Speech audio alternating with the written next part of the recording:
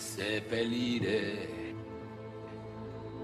la sua montagna. Oh, bella ciao, bella ciao, bella ciao, ciao, ciao, e seppellire la sua montagna sotto l'ombra di un bel fiore. Et bonjour YouTube, j'espère que vous allez bien. On se retrouve aujourd'hui pour une première vidéo d'une série. Donc cette série va concerner le rechargement en 222 Remington.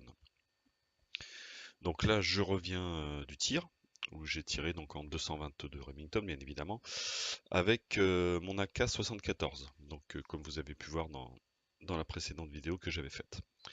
Donc cette première vidéo de 4 va concerner le désamorçage et le recalibrage des douilles. Donc pour cette vidéo, on va avoir besoin de quoi comme équipement? Alors le casse-luber, le Malfatti, des douilles bien évidemment tirées, les outils de 22 et le pied à coulisse. La première chose à faire quand vous revenez du tir, surtout comme moi qui tire en semi-auto, c'est de vérifier la longueur de vos douilles. Malfatti préconise un maximum, je dis bien maximum, de 43,18 mm. Toutes les douilles qui vont dépasser, il va falloir les recouper. Vous n'avez pas le choix, sinon ça bloquera dans le chargeur ou dans la chambre. Donc il n'y a pas le choix. Donc la première chose que je vais faire, je vais vérifier chaque douille. Voilà, donc là par exemple je suis à 42,89, donc c'est parfait. Hein, comme je vous ai dit, ça ne doit pas dépasser 43,18. Si vous en avez qui dépassent le 43,18, faut les mettre de côté et il faudra les recouper. Je ferai une vidéo plus tard justement sur la recoupe des douilles. Donc là c'est parti, je vais m'enchaîner en fait mes 50 douilles à vérifier pour être sûr qu'il n'y a aucun problème. Bon honnêtement j'ai eu beaucoup de chance puisque sur ces 50 tirées, j'en ai aucune qui a dépassé. Et pourtant je peux vous dire qu'avec la K, quand elles sont extraites, les douilles, elles volent. Mais bon là, après c'est des douilles Sako, donc très bonne marque.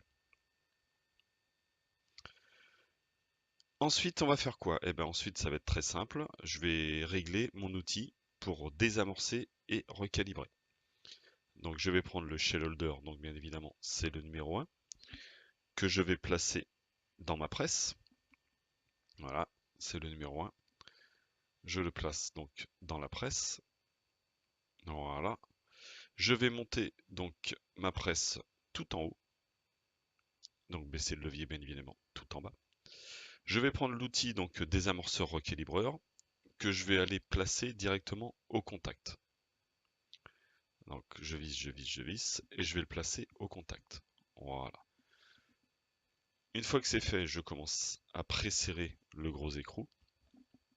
Donc ça sert à rien de trop le serrer puisqu'il y aura peut-être un réajustement à faire. En général, moi ce que je fais, c'est que je desserre légèrement d'un quart de tour, on va dire. Et en fait, ce qu'il va falloir, c'est que votre outil, par rapport à la presse, on ait un léger filet de lumière qui passe entre les deux. Voilà. Faut pas que ça soit trop serré, sinon on n'y voit rien. Un léger filet de lumière. Là, vous voyez à l'écran, je suis pas mal. Alors, entre le shell holder et l'outil, j'ai vraiment un filet léger où on voit la lumière au travers. Donc c'est parfait. Là, mon outil est vraiment installé nickel. Donc je peux serrer fortement le gros écrou, ça pose pas de souci. Et puis maintenant, ça va être parti. Hein, je vais commencer à déjà placer l'amorceur de la presse de manière à ce que les amorces tombent directement dans le tube en plastique. Je vais placer, bon là c'est un petit peu dur, je vais commencer à placer ma douille voilà, que j'ai graissée au préalable. Et c'est parti, je peux envoyer. Donc là, ça a viré l'amorce qui est tombée dans le tube. Et ça m'a recalibré ma douille. Et je vais pouvoir les enchaîner après une par une. Alors, il y a deux possibilités. Moi, c'est vrai que mon tapis, ça le salit. Parce que pour un gain de temps, j'ai envie de dire, je ne l'ai pas passé au tumbler avant de désamorcer. Maintenant, je dis pas que je le ferai pas la prochaine fois. Alors c'est vrai que ça prend 1h30 de plus, avec le temps de séchage un petit peu également. Mais ça permet surtout de pas salir mon tapis. Et puis de toute façon, si j'ai besoin de recouper après mes douilles, il faudra les repasser au tumbler pour éviter les petites pièces métalliques. Donc d'un autre côté, je pense que la prochaine fois, c'est ce que je ferai. Je nettoierai mes douilles après la séance de tir et je ferai l'opération justement de mesurer, de désamorcer, de recalibrer. Voilà. Là, vous voyez par exemple cette douille au niveau du collet, elle a pris cher quand même avec la K, mais ça va poser absolument aucun problème. En la passant dans l'outil, ça va la recalibrer et elle va se retrouver vraiment nickel. Voilà, vous voyez, il n'y a aucun souci. Voilà. Donc c'est tout simple. Donc eh ben, je vais faire mes 50 douilles tranquillement. Une fois qu'elles seront faites, eh ben, je fais quoi? Je vais les placer dans mon tumbler humide. Voilà, donc vous voyez quand même qu'elles sont vraiment très très sales. Et puis bah, je vais envoyer le tumbler humide pendant 1 heure et demie. Et après, bah, mes douilles elles vont ressortir, mais vraiment, vraiment nickel. Hein, vous pouvez voir, je vous mets le lien dans la description, vous pourrez voir l'utilisation du tumbler humide qui est vraiment super. Et puis ensuite, bah, surtout ne pas oublier de nettoyer votre presse, parce qu'il y a quand même pas mal de résidus de poudre qui va s'incruster un petit peu dans la presse, dans le pied, et également sur les pourtours. Hein. Donc un petit peu de WD-40, ça mange pas de pain. N'oubliez pas également de nettoyer vos outils. Ça, c'est très très important. Ça évite bah, qu'ils rouillent, hein, tout simplement, hein, avec l'humidité qu'on a sur les doigts, avec la sueur.